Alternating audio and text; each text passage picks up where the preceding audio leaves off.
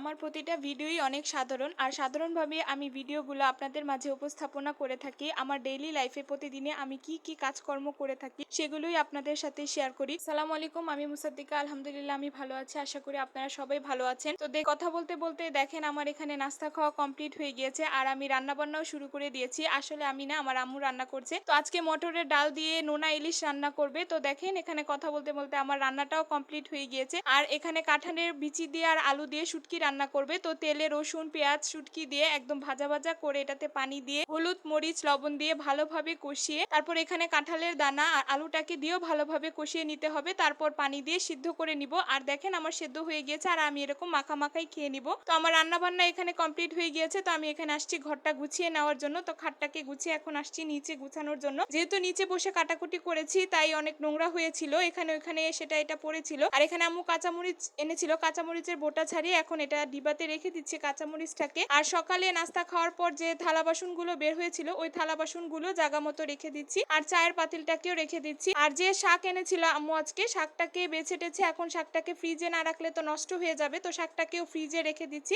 এখন আমি ঘরটাকে ঝাড়ু দিয়ে নিব যেহেতু নিচে অনেক ময়লা ছিল। আর এই র্যাকসিনটা বিছিয়ে সবসময় কাটাকুটা করে থাকি, তো র্যাকসিনটাকেও উঠিয়ে আমি ভালোভাবে ঝেড়ে ভাঁজ করে নিচ্ছি, এখন জায়গা মতো রেখে দিব। র্যাকসিনটাকে সবসময় আমি হাতের কাছেই রাখি, সুকেসের উপর রেখে দিই যাতে আমার আবার বের করতে সুবিধা হয়। তো আমি এখানে পাপোচটাকে ঝেড়ে নিব, কারণ পাপোচে পাও মোছা হয়, প্রচুর ধুলা জমে থাকে পাপোচের মধ্যে। তো আমি এখানে ঘরটাকে ঝাড়ু দিয়ে নিচ্ছিলাম। আর সকালে প্রতিদিনই ঘুম থেকে ওঠার পর ঘর ঝাড়ু দেওয়া হয়, কিন্তু কাটাকুটি যেহেতু ঘরে বসে করি তাই আবারও ঘর যে নোংরা হয়ে যায়, যতবারই ঝাড়ু দেই ততবারই নোংরা হয়ে যায়। তো এখানে আমার ঘর ঝাড়ু দেওয়া কমপ্লিট হয়ে গিয়েছে। যে গরম পড়েছে বলার বাহিরে, তো আমি একটু রেস্ট করে নিচ্ছি। রেস্ট করে বাইরে এসে যে থালা বাসনগুলোতে পাতিলাতে সবজিগুলিকে ধোয়া হয়েছিল সেই পাতিলাগুলো আমি এখন আবার সাবান দিয়ে ভালোভাবে ধুয়ে নিচ্ছি। প্রতিদিনই আমার সাবান দিয়ে মেজে রাখি আর আম্মু এগুলি করে থাকে, তো আজকে আমি করে নিচ্ছি এগুলো। তো এখানে মাঝামাঝি হয়ে গিয়েছে, এখন আমি বোলগুলোকে ভালোভাবে ধুয়ে নিব, তারপর আমি সিঙ্কটাকেও একটু ধুয়ে নিব। তো এগুলো করে আমি এখন ফ্রেশ হয়ে নিব, কারণ যে গরম পড়েছে গোসল ছাড়া তো থাকাই যায় না। একবার কেন, দিনে 2-3 বার গোসল করলেও আরাম লাগে না। তো দেখেন রান্নাবাড়ি হওয়ার পর আমি এখন চুলাটাকেও ভালোভাবে ধুয়ে নিচ্ছি, যেহেতু চুলাতে তেল কাস্টে হয়ে থাকে। চুলা মোছার পর আমি এখানে ভাতটা বসিয়ে দিয়েছি। আমি সবসময় শেষে ভাত বসাই, আম্মু বলে। তো ভাতটা হয়ে গিয়েছে, তো আমি ভাতের মার গেলে এখন উঠিয়ে নিয়েছি। তো আমি গোসল করে এই জায়গাটা ভালোভাবে মুছে দিই, যেহেতু